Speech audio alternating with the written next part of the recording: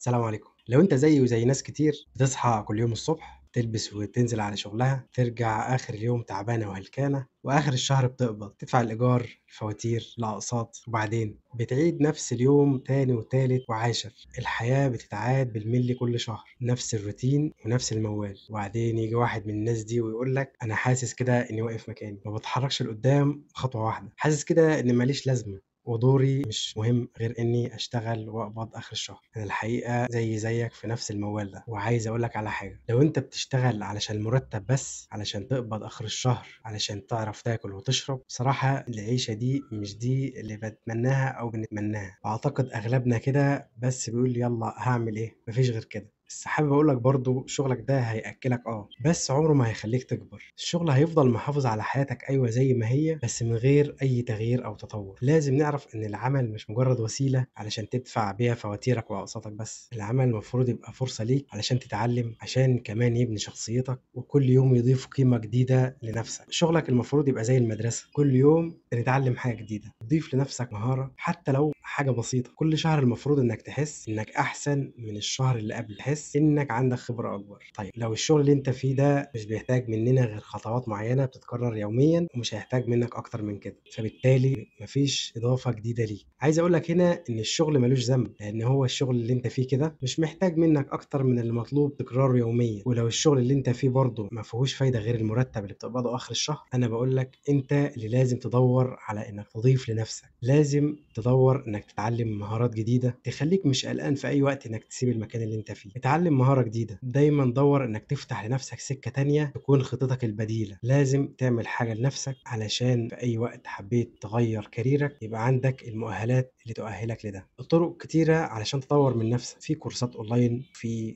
كورسات مجانية مالية اليوتيوب. تعلم تقرأ كتب أو تتعلم انك تسمع بودكاست يفيدك في الحياة اللي انت عايز تغيرها. حاول تعمل اي حاجة علشان تكسر الرتابة اللي انت فيها، علشان ما تفضلش محبوس في نفس الدايرة. كل دي حاجات كل يوم هتضيف قيمة ليك، ومش هتبقى قلقان طول الوقت. واكيد اغلبنا وظايفنا اللي هي مش بتطور مننا، مش اللي هي يعني مرتباتها بتخليك تعيش عيشة مرفهة او تعمل اللي نفسك فيه، هي ما هي الا انها مرتب بيجي اخر الشهر بتبقى حاسس انك ضامنه. طبعا عايزك تفرق هنا ما بين انك تكون عايش راضي وما بين انك تطمح انك تعيش عيشة افضل. انا بشوف حواليا ناس بيضيعوا من يومهم كم وقت مش طبيعي في لا شيء، وانا كنت منهم في يوم من الايام. كل ما بنيجي نتكلم مع بعض الاقيه بيشتكي. طيب ما حضرتك برضو اللي سايب نفسك. بص صدقني الشغل بتاعك ده مش سجن مؤبد ولا حاجة. حاول تتعامل مع شغلك ده اللي انت مش راضي عنه على انه مرحلة، وانك تتعامل معاه على انه مرحلة هو ده اللي هيخليك ما تتوقفش عن التطور. والتطور ده وانك تضيف قيمة لنفسك جديدة هو هيكون مفتاحك للحياة ان شاء الله. في حياتنا ناس كتير بتشتغل علشان تعيش، ودول فعلا للأسف بيعيشوا بس. لكن في ناس تانية بتدور على تطور، بتدور على الوضع الأفضل، بتدور على الوضع الأحسن، ودول هم الناس الحقيقة اللي بيوصلوا مع الوقت. انت بقى ناوي تختار تكون مين فيهم؟ خليك عارف انك انت اللي بتحدد مصيرك، مش الظروف ولا الشغل. تطويرك لنفسك ومهاراتك هو اللي هيفتح لك أبواب كتير عمرك ما كنت تتخيلها. ابتدي وإن شاء الله هتلاقي فرص جديدة. مع الوقت هتلاقي قيمتك بتزيد، وهتلاقي برضه فرصك بتزيد، وساعتها بس هتحس بفرق حقيقي في حياتك، وساعتها هتحس إنك بجد عايش. خليك دايما فاكر إن الوظيفة مقبرة الطموح. أتمنى تكون فكرتي وصلت لك، ولو حابب تغير من نفسك زي ما أنا بحاول، حاول تشوف الفيديوهات اللي فاتت.